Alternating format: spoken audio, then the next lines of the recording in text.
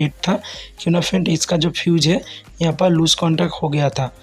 तो ये छोटा सा प्रॉब्लम है, अगर आपको नहीं मालूम होगा तो नया मैकेनिक यहाँ वहाँ ढूंढेगा। सबसे पहले आपको देखना पड़ेगा कि हमारा जो फ्यूज है इसके दोनों तरफ हमारा वोल्टेज होना चाहिए, ठीक है। तो चलिए फ्रेंड मैं आपको थोड़ा चला कर दिखाता हूँ। एम्पलीफायर बिल्कुल सही है, तो रुकिए। सबसे पहले स्विच को मैंने बंद किया है। ये हमारा सीरीज लाइन का है, जो हमारा 200 वाट का बल्ब है। तो एम्पलीफायर आप हमेशा सीरीज लाइन में चलाना, ठीक है। तो देखिए फ्रेंड बिल्कुल सही हो गया हमारा एम्पलीफायर, बहुत ही अच्छा बज रहा है। तो आज का वीडियो नहीं फ्रेंड, चलो मिलते हैं अगली वीडियो में। तब तक के लिए फ्रेंड टाटा बाय बाय। एक लाइक कर दीजिए और सही रहिए फ्रेंड। चलिए मिलते हैं, बाय बाय।